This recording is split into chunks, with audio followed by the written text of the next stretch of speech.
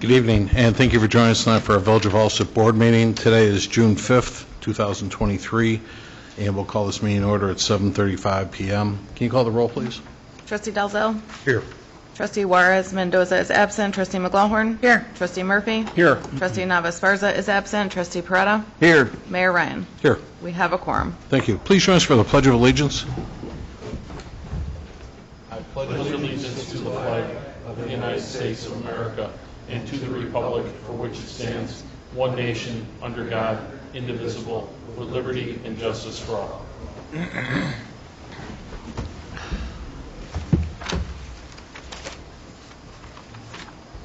Okay, so we'll start with our officers' reports, starting with mine.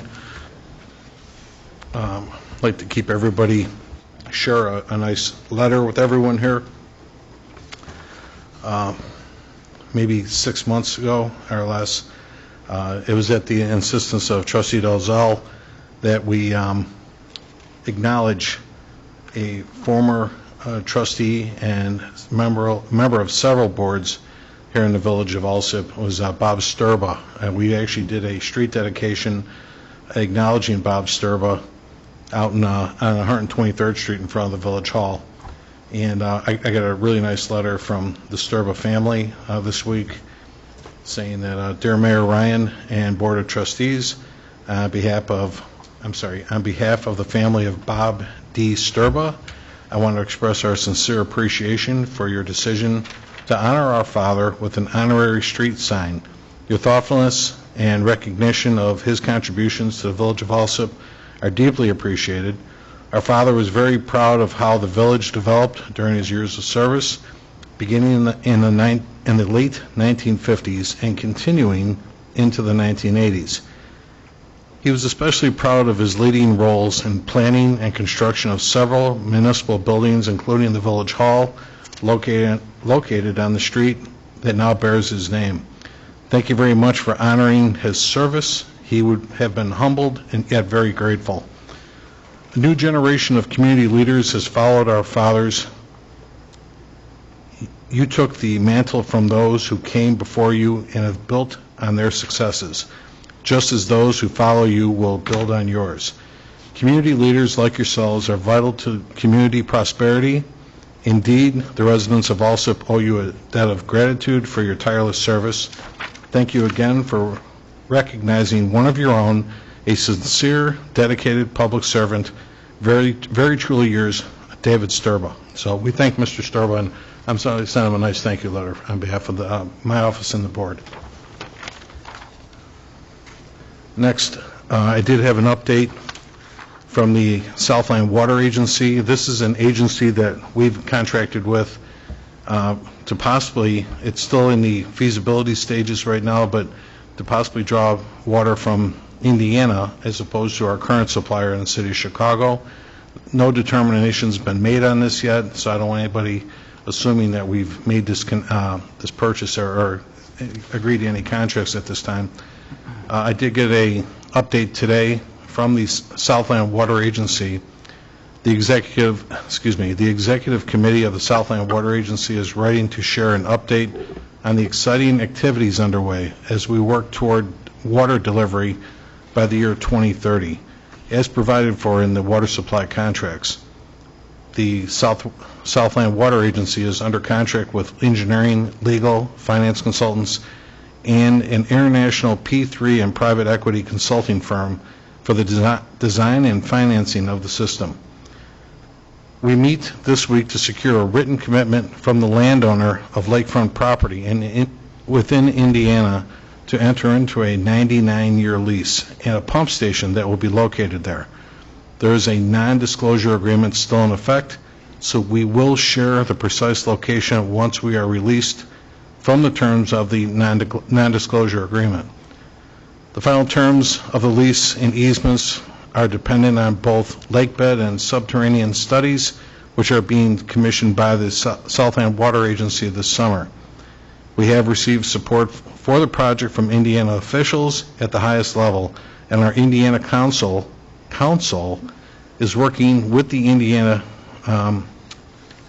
Department of Natural Resources as to regulatory approvals. The financing stack is expected to be a combination of federal funds, Illinois EPA funds, State of Illinois funds, and private equity funds. Our consultants have already received keen interest from key finance players in the water utility space. We have been pleased that Illinois legislators and the South Suburban Mayors and Managers executive leadership are supporting initial financing out of Springfield, which will help additional communities participate in the benefits of the Southland Water Agency. Soon we will enter the design and permitting phase, which is expected to last about 3 years. During this phase, we will also secure right-of-way access to easements along the route from Indiana to Illinois, as well as similar agreements throughout the Southland communities through the Southland communities where the finished water will be delivered. We will then enter into construction phase, which is also expected to last about 3 years. The final phase will be testing and compliance verification. Much has been accomplished, yet there is plenty of work for us to do.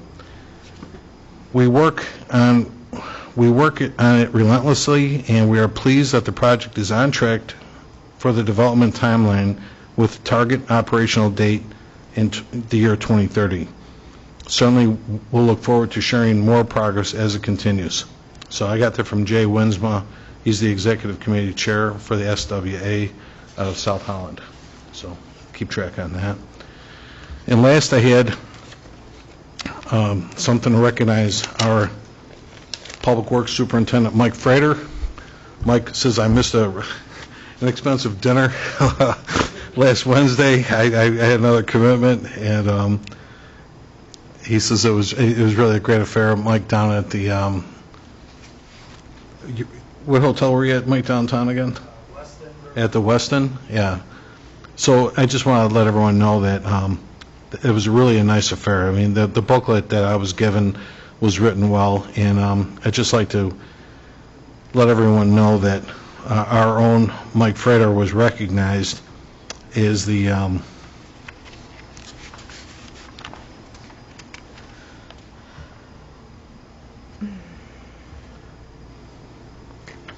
Mike, you just handed here it is. I'm sorry.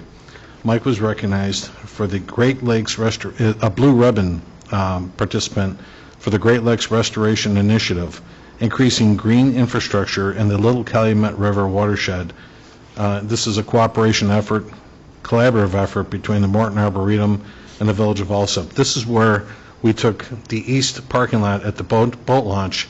It has now become a green space that's out there then too, and they recognized Mike as one of the winners. So the Blue Ribbon Award winners represented a rare project design or leader that exemplifies the highest standard of considering the Chicago Calumet River system on a comprehensive level. Only one Blue Ribbon Award is awarded annually. Past winners include the Horner Park Ecosystem Restoration, the Chicago Riverwalk, the Eleanor Street Boathouse, Mayor Richard M. Daley, Rain Ready, the Forge, Lamont Quarries, and the Ford Calumet Environmental Center. So, Mike, that's really a nice standard of like where you brought yourself to with this and too for recognition. So, congratulations, Mike, on what you did.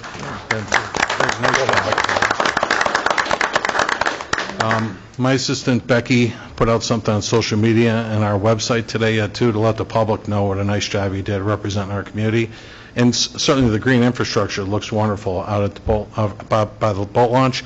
If you haven't been out there, ladies and gentlemen, it is, Mike, how big is that? About 3 acres maybe? About 3 acres of property, and really it's all wildflowers with, there's a walkway out there. You can take a nice walk on. It's a walk path. It's all mulch. It's a soft walk and everything then too. And just recently we introduced some artwork that's out there too from a local artist that gave us some statues.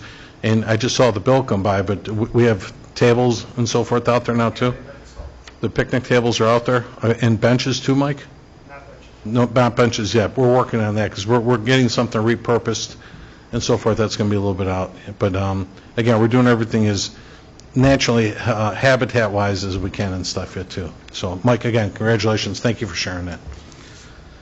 So that's all I had for this evening's reports. We'll go to Clerk Harding, Clerk's report. Thank you, Mayor. I have the approval of the April 2023 IDOT motor fuel tax allotment in the amount of $67,727.11, approval of the May 15th, 2023 board meeting minutes, and the presentation and approval of the May 22nd, 2023 committee meeting minutes. And that is all I had, Mayor. All right, thank you.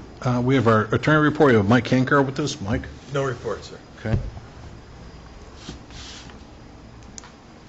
Thank you. Go to our engineers report with Jeff Agan. Jeff? Thank you, Mayor. Request of approval for a resolution for improvements under the Illinois Highway Code for engineering and construction associated with the 2023 roadway resurfacing program in the amount of $1,009,000.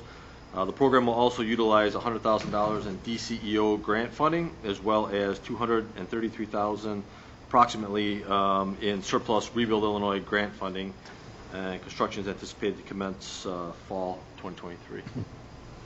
And Jeff, as a reminder, what neighborhoods are we designating this roadway for? So we are right now targeting Springfield Avenue area there, back east of Work Township building there, 116th and 117th in that same vicinity.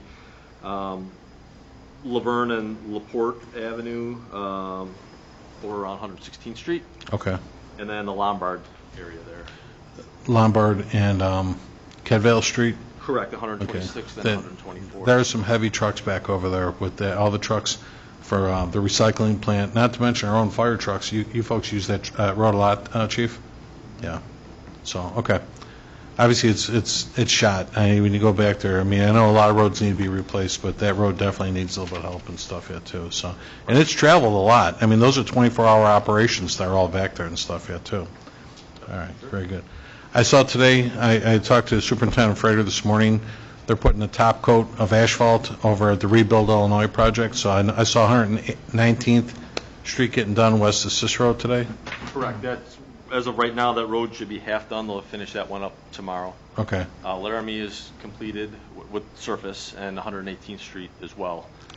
And then they have some sewer adjustments that they're working on later this week, just a scheduling thing, so they'll get the surface on Lawler and Avon next week is the plan. Jeff, I was asking Mike this morning, we weren't totally sure. What are they doing where right off of 119th and Cicero, they didn't do anything? They didn't get a binder? What are they doing with that spot, do you know?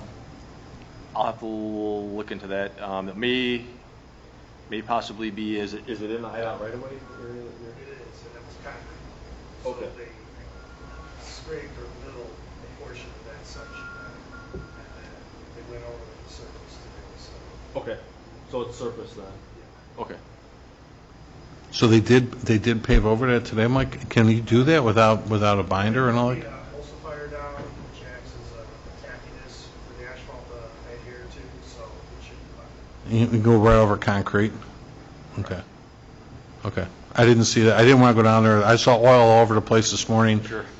You'd be wearing that thing if you thought you were going to drive down that street. But they had a lot of signage up, so everybody should have been aware not to travel that road. So, okay. Thank you. Then we'll go to, anything else, Jeff? Nope, that's good. Okay. Public forum, did anyone in the audience wish to address the board tonight? Sir, come on up. My name's David Havey. I live at 4823 West 123rd, right across from Cadessa Del Mar. Mhm. They were supposed to put a fence back up over a year ago, and they still haven't put it up.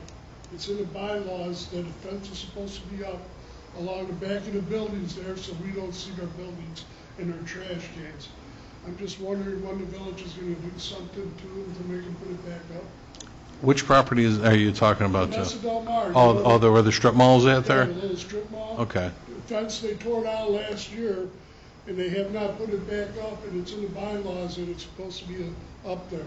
Okay. Mayor, I did reach out to Condesa Del Mar, the owners, on last Thursday. They don't have a date at this point. She was going to get back to me, and also she asked for a meeting with the two of us. When did you talk to her, Raj? I believe it was Thursday or Friday last week. Just the other day? Okay. And how much fence is there, Roger, do you think? Block long? About a block long? Yeah. Okay. Well, sir, Half block. all right. So, David, what I'll do is certainly, this is all news to me, what you're telling me right now, and what the commissioner, Roger, who's our building commissioner, Roger Early. So let's reach out to her tomorrow then, Raj. Let's get a date set up. And then, David, do me a favor. We're going to ask you to sign in on here just so the clerk knew who spoke today. Okay. Can you leave your phone number, please, and we'll give you a call back and let you know what's going on, okay? Was the fence taken down because of, It was dilapidated. It was missing panels, it was missing pickets. It had been up there for 20, 30 years plus. so had they pulled a permit? No, they just removed it. So, just to get rid of the eyesore. Yeah, David, we'll check back in with you after I get something this week from her. Okay, sure. All right, thanks, Roger. Anybody else want to address the board this evening? Okay, we'll get back to you then, sir. We'll go to our standing committee reports. Let's go to Finance and IT. Trustee McLaughlin. Thank you, Mayor. First, I have a request for approval of a list of payroll dated June 2nd, 2023, totaling $476,773.68. Next, I have a request for approval of accounts payable dated June 5th, 2023. From the recap, General Fund, $307,265.93. Road and Bridge, $133,479.87. MFT, $794.39. Pulaski TIF, $3,111 even. Liability and workers' comp insurance, $6,346 even.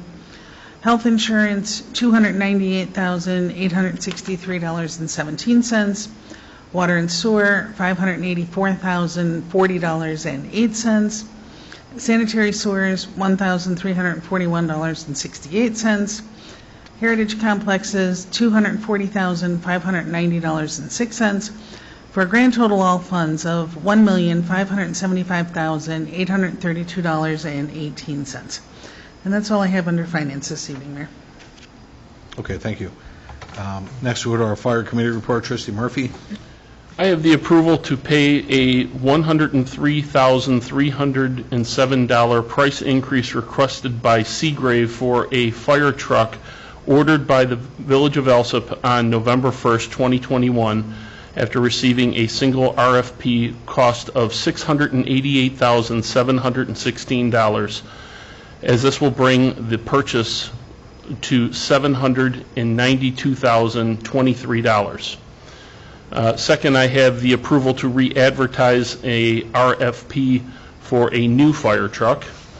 Third, I have the approval for Chief Szynski to attend the IFCA annual conference in Peoria from June 14th through June 17th.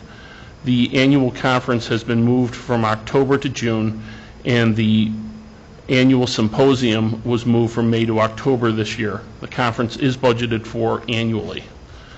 Next, I have the Alsip Department would like to thank Robert Hattier from IBEW Local 134 for providing a 2-hour class on electric vehicles and the hazards and safety working around them. The class was held on May 16th, 17th, and 18th, and each shift participated in the class. The class was held, there were also members of several other departments in attendance. On May 16th, it was their 100th class presented. The Alsip Fire Department was their first and now their 100th class.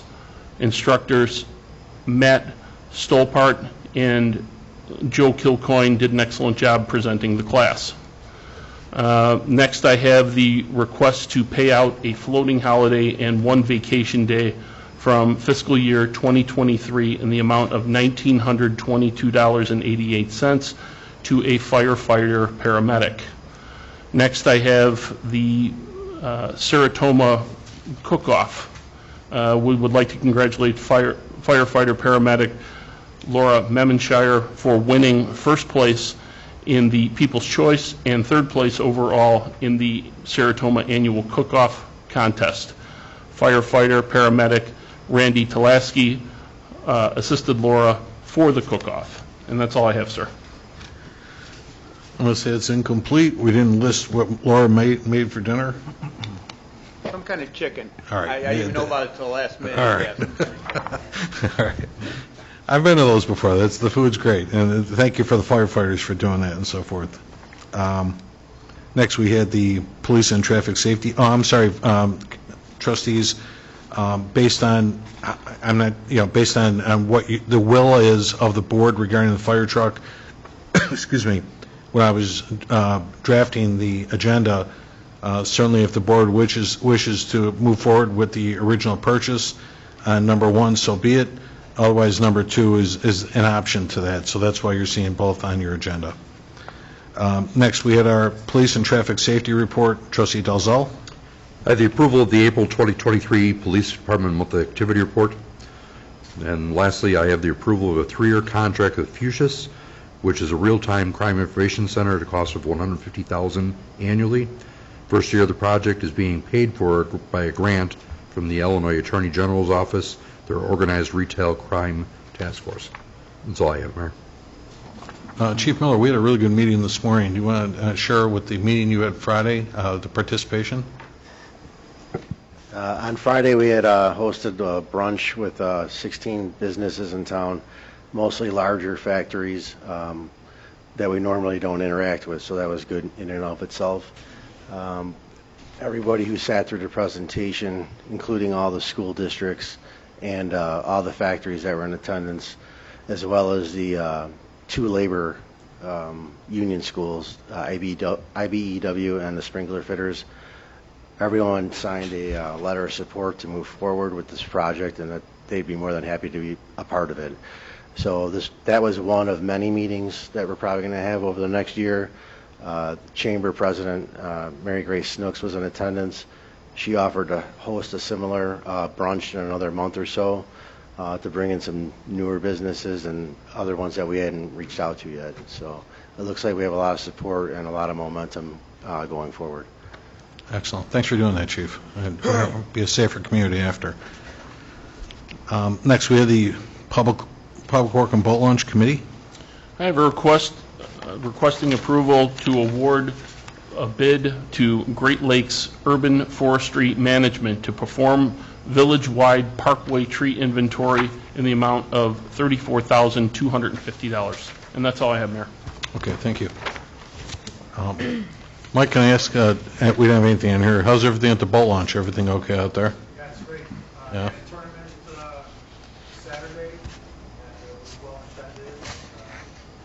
Ba- Of course, was out there to, Bassmasters again, or? Yeah. Okay. I know those guys, they're great. They bring out a big trailer with them and everything else. Any idea what the biggest fish was that was caught, or is it all release?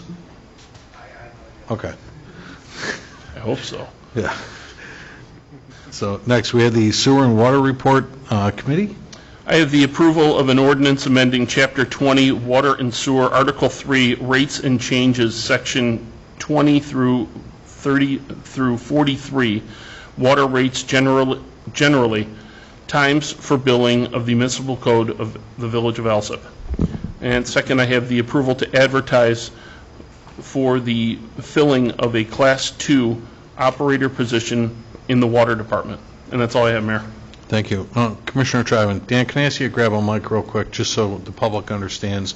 This is not an increase to the water rate. Can you explain what that is? So, yes, what we're proposing here is a 5% increase based on the rate increase from the state of Chicago, which is also a 5% increase. We're simply recouping the cost for us to purchase the water, the additional cost and maintenance and electrical costs and pumping the water. Okay, so really all we're doing per ordinance, we're just following our supplier who raised it 5%. We're just recovering those costs. Yeah, There's zero profit involved here. Well, we're looking at, we're matching the CPIW, for the fiscal or calendar year 2022, which was Okay. 5%, capped at 5%. Okay. Very good. And sometimes when folks see these on agendas and this, immediately we're raising rates, yes, it is an increase, but it only meets what we need to cover those costs. Correct. Great. Very good, Dan. Thank you. Next, we had the Building and Health. Trustee Peretta? Thank you, Mayor. First, I have a presentation and a request for approval of the April 2023 Health Department Monthly Activity Report. Just a quick overview, there were 48 complaints and 62 citations. Second, I have a presentation and a request of approval of the April 2023 Building Department Monthly Activity Report. Quick overview, there were 119 permits issued. The amounts collected, including inspector fees, were $89,511. The estimated cost of construction is valued at approximately $82,980,403. And last, I have a request for approval of Father Perez Council number 1444 to run the annual statewide Knights of Columbus Intellectual Disabilities Drive, the Tootsie Roll Drive, on September 15th and September 16th, 2023, at the corners of 111th and Cicero, and also on 115th and Pulaski. And that's all I have, Mayor. All right, thank you. Next, Human Resource and Insurance, Trustee Murphy. I have the approval to rescind the job description position to Finance Assistant Liaison to the Fire Department. That's all I have, Mayor. All right, thank you. Go to our special committee reports. Economic Development Committee. No report this evening, Mayor. Okay.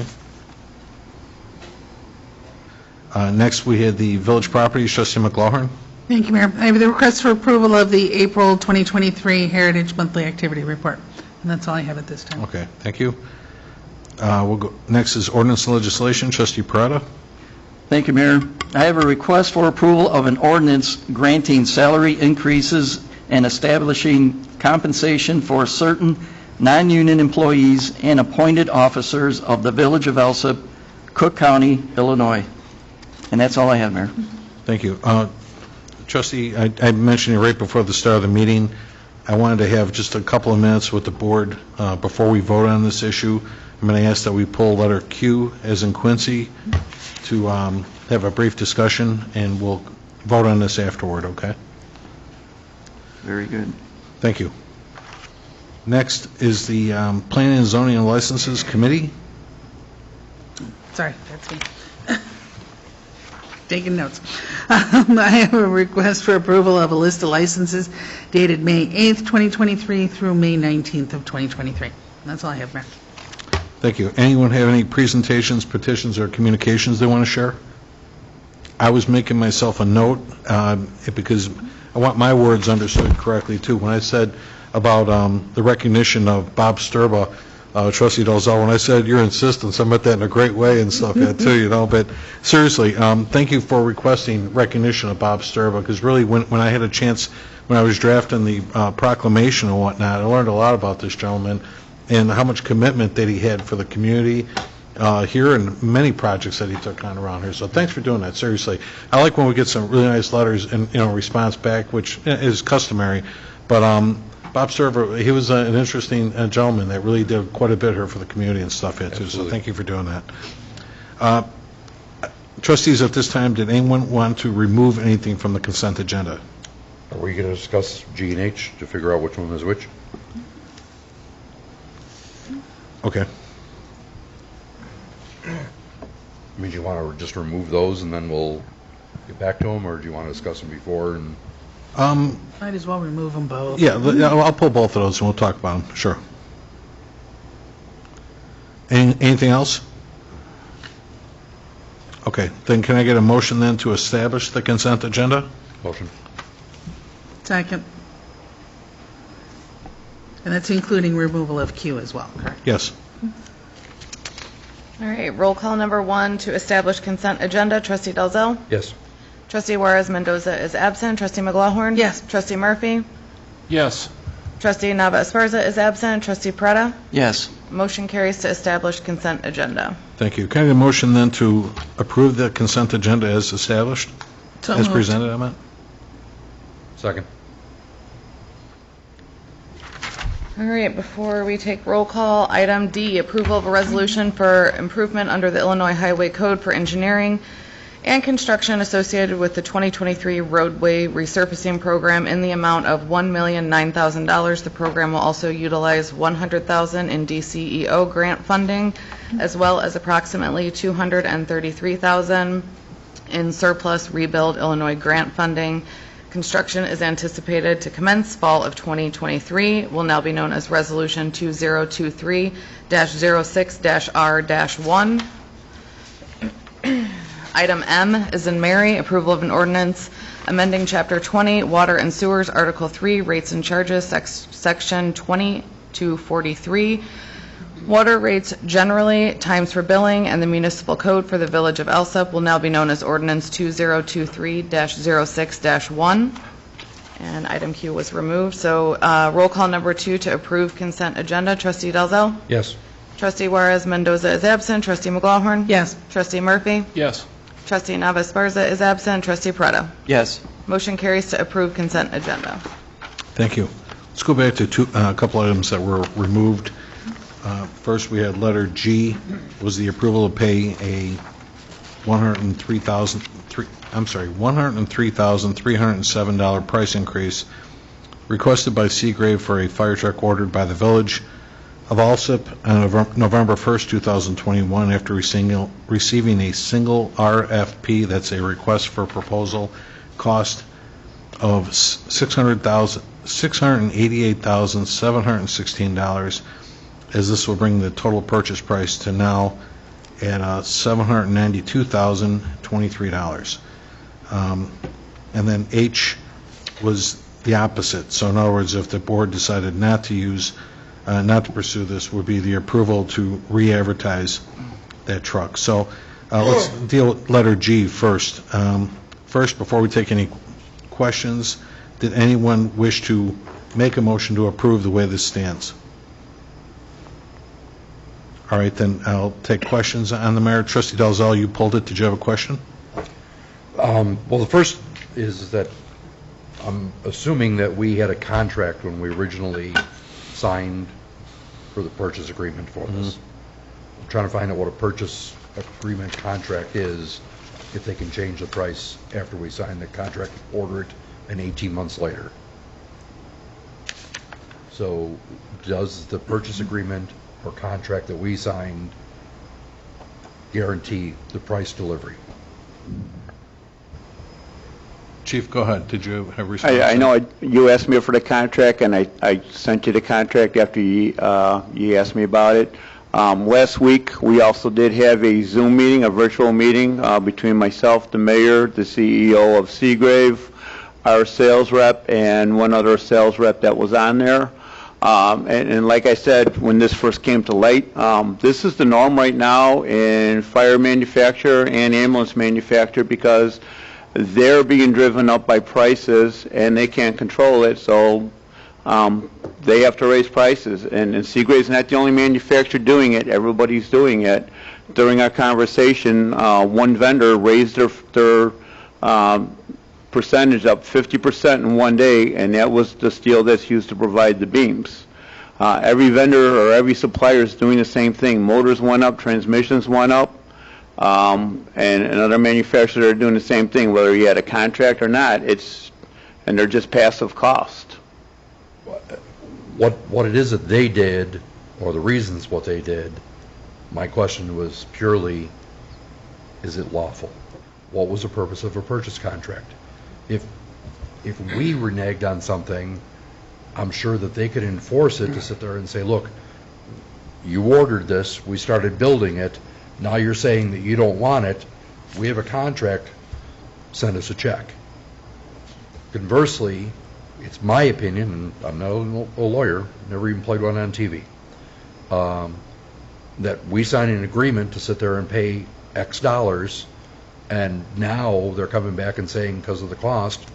I assume that they're correct, but I have no idea if it's true or accurate, or if it's just an opportunistic thing for the Times saying like a lot of other people are.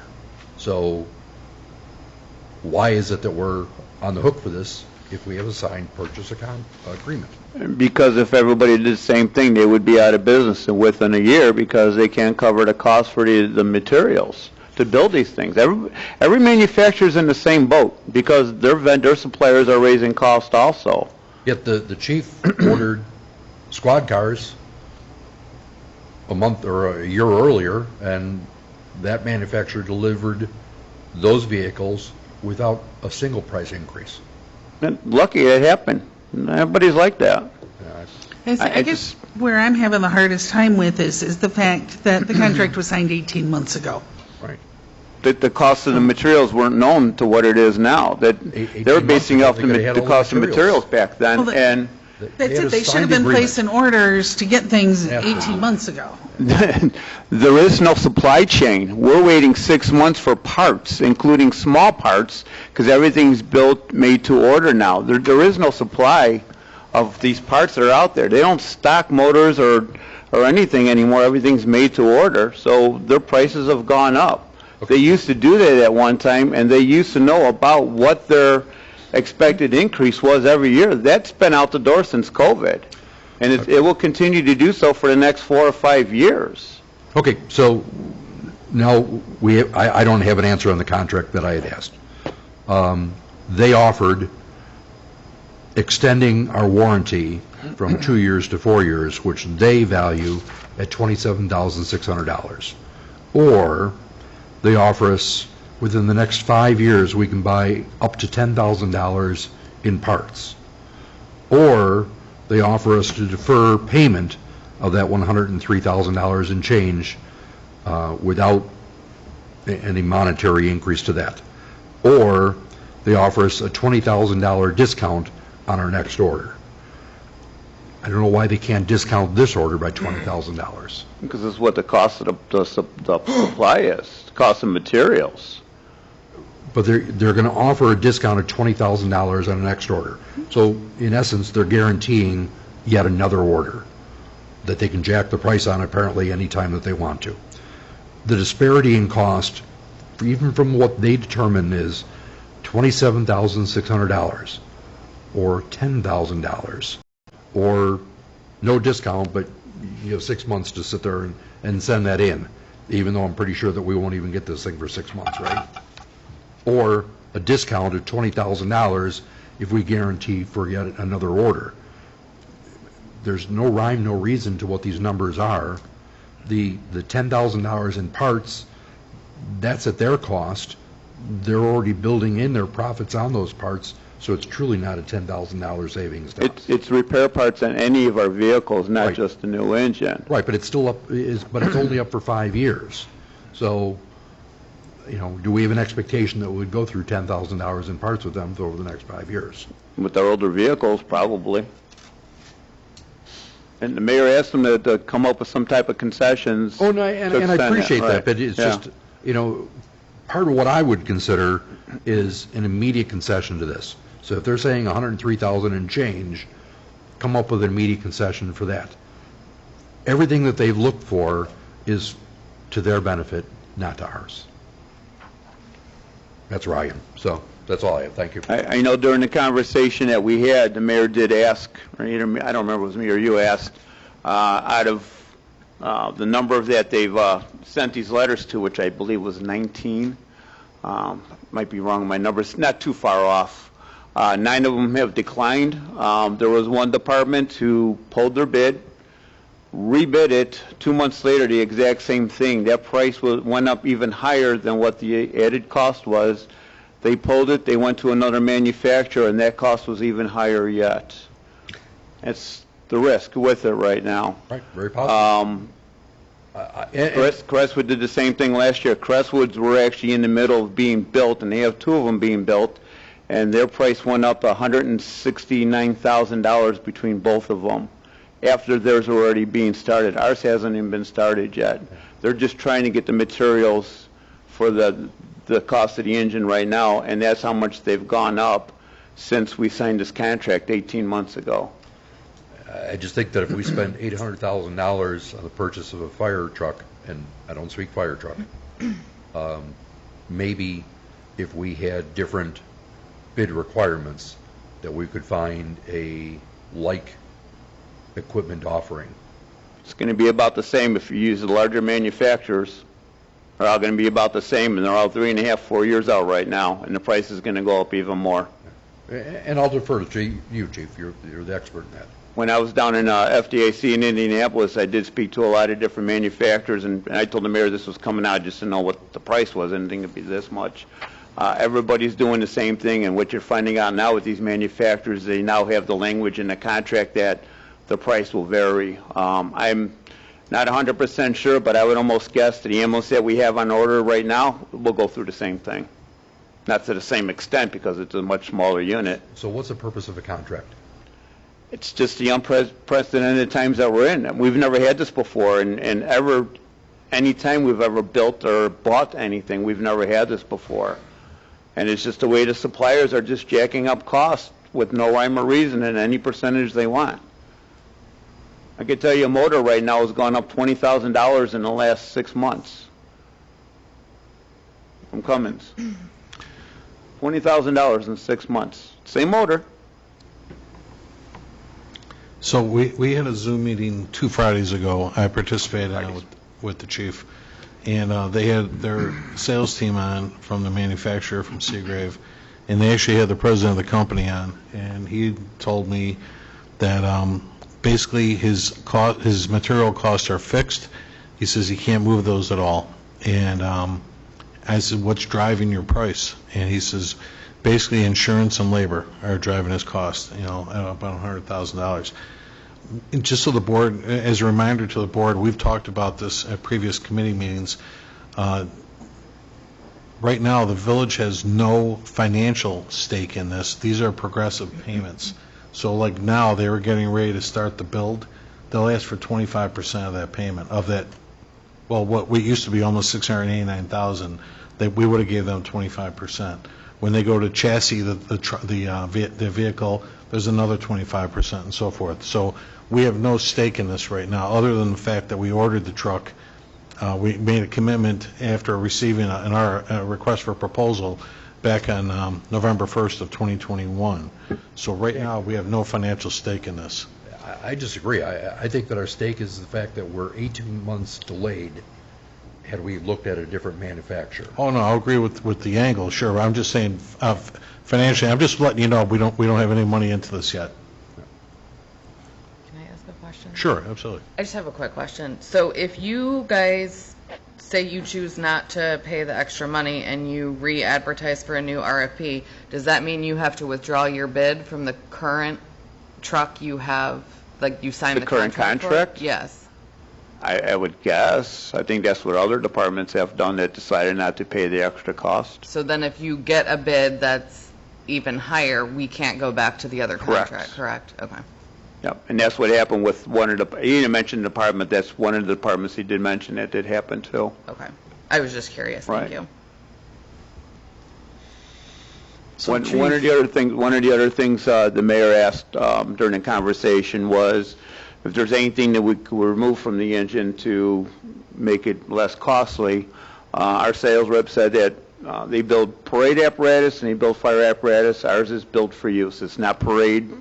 There's no bells and whistles on it. It's what our needs are. So really there's nothing we can even take off of it to make it even cheaper, especially those substantial costs. There's nothing on there for that.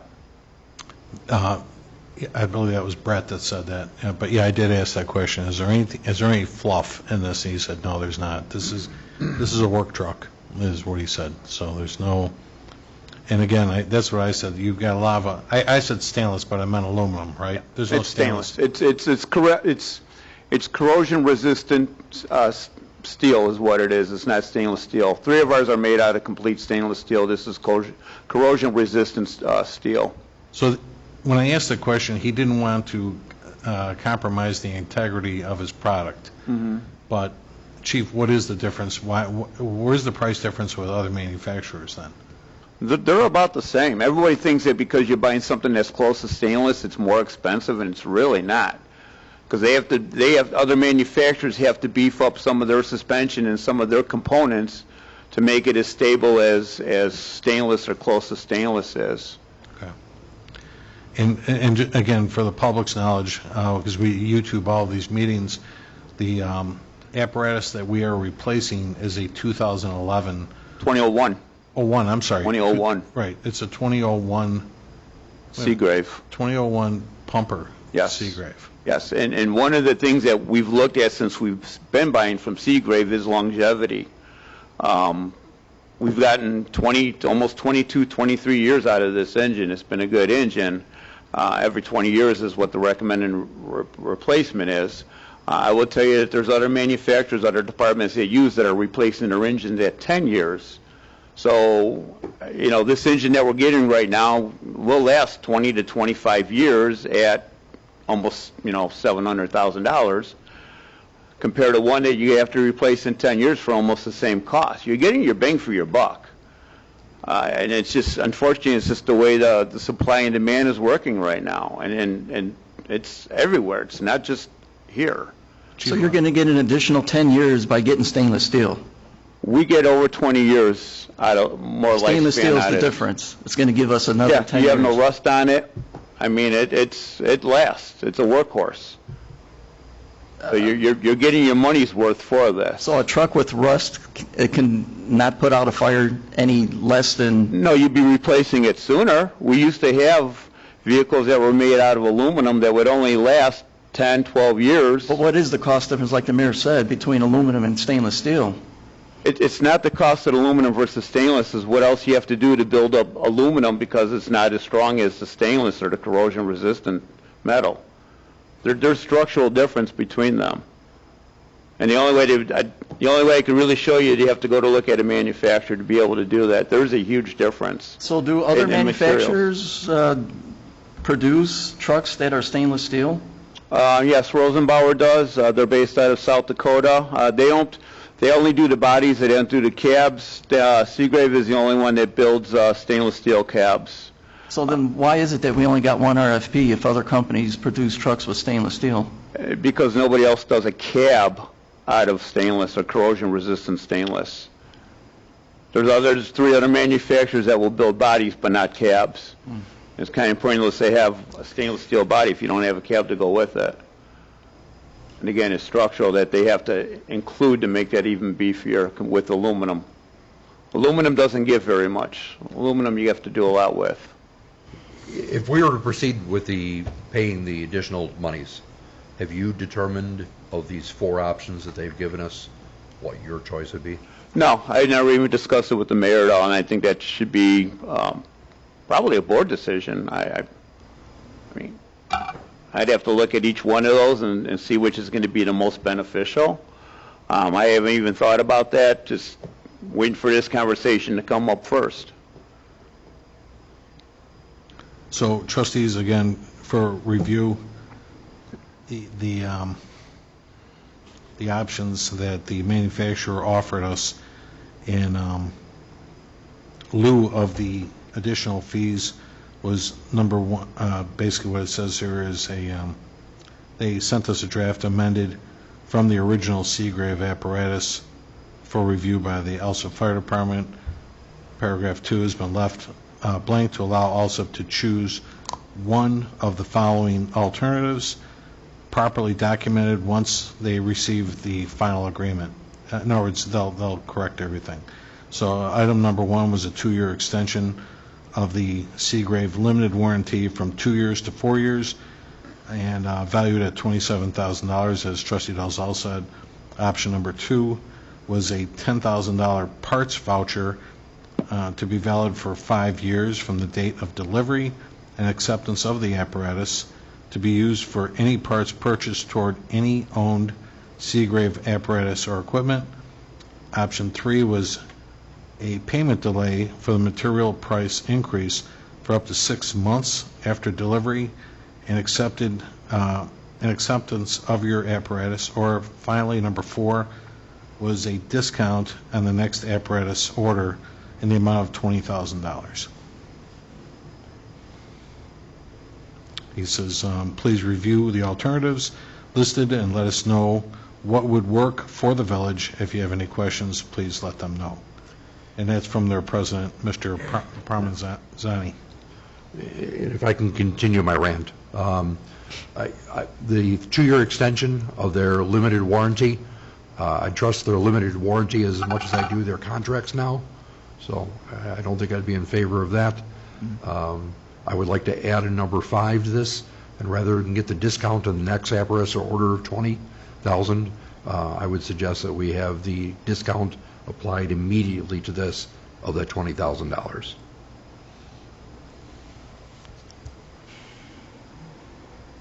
Anyone else have comment? Mayor, I had discussed this last meeting, and my opinion is I think this is just wrong and bad faith written all over it. We agreed to a price. It was 18 months ago. They knew it was coming. They should have prepared for it and bought when the price of the materials were when they bid it. They should have placed the order for the materials that day that we agreed to the contract. Agreed. Exactly. Agreed. And Makes the fact that there was one bid, this just stinks, the whole thing, I think. Trustees, as a compromise to what was offered here, and again, I'm trying to, certainly I'm a deciding vote here as well yet too, but if we were to approve this contingent on, let's say, for instance, Trustee Dalzell's suggestion of requesting, instead of a $20,000 discount on a future apparatus, for them to approve a $20,000 discount on this apparatus, would the board find that reasonable to move forward with this purchase? I'd say if they accept it, I'm for it. If Seagraves Okay. will go along with those terms. I'm not in favor of it at all. Okay. So at this time, I think what I'd like to do, at least, I'm the one that drafted the ordinance portion of this, so too, is, let's put it this way, if the board, what I'd like to do on its face is to say that the way this is written is we can vote on either one here, G and H individually. If we were to agree to approve to pay, in this case, well, it's all based on acceptance, obviously, on Seagrave's behalf. And I don't want to wait 2 weeks to see if this will happen. But if we say that the monies that they're asking for, the $103,307 less $20,000 is $83,307.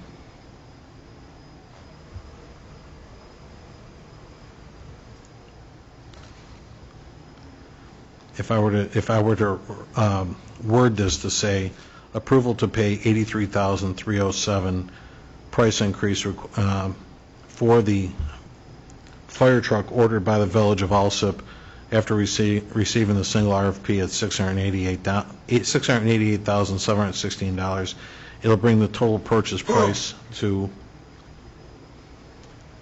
$772.23. Thank you. $772,023. I can't make the motion, but that would be the way that I would word it. If anyone would like to make that motion for that action, I'll certainly ask for it from the manufacturer. If not, certainly you're welcome to decline what's being presented and ask to re-advertise for a new RFP as letter H suggests. But Mayor, even if you re-advertise for an RFP and the specs are still the same, you're going to get one bid again because Seagrave is the only one who can bid this thing because it's a stainless steel body and a stainless steel cab, and your price is just going to go through the roof again. So why even bother? Because, Trustee, that would be up to this board to look at that spec, and if you want to make it more available to other manufacturers, you can do that. Because you'd have to approve the spec first. Well, unless the specs are relaxed, then I think we're just spinning our wheels here. Might I suggest that we look to create the RFP with a relaxed spec, put it out there, it's a 30-day return on it, and we'll find out where we are. In the in-between, just have somebody reach out to Seagrave and say, look, we're looking at a $20,000 discount on this order, not a future one. And is it in the realms of theirs? Trustees, just so everybody understands too, if you ever look at purchasing apparatus, well, certainly the chief does a nice job at outlining something like this. Many communities establish apparatus committees, where you look at these yourselves, as you just said, so you can spend more time taking a good look at this to make sure it's what you're comfortable with. That's what we do, is approve a spec to go out to RFP. So you'd have to look at this spec to make sure that you're comfortable with it. I mean, I can look at a spec, but as I said, I don't speak fire truck, so it means nothing to me. I'm going to depend upon. Then you would have to ask that chief. You have to defer to him to see if it met what you were looking for and stuff then too.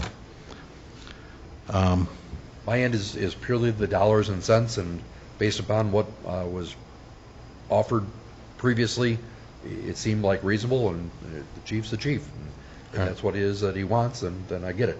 But and I was all in at ordering it at the 688. It's just their methodology, their mannerisms, and when they came to us originally and they said, hey, you owe us $103,000 more if you want it. The end. Mm-hmm. No other aspects of it, no, consolations to it, just boom. And it wasn't because the questions were asked that they come up with option doors 1 through 4. Understood. Any last comments on this from anybody? Yeah, I'd say I'm totally in agreement with everything Trustee Delzell has mentioned here. I mean, I'm not feeling warm and fuzzy with the way this has been presented to us. Again, we do risk, as the chief pointed out, we do run the risk of possibly having the same problem or worse, depending on what the situation is. Nobody knows. Nobody's got a crystal ball.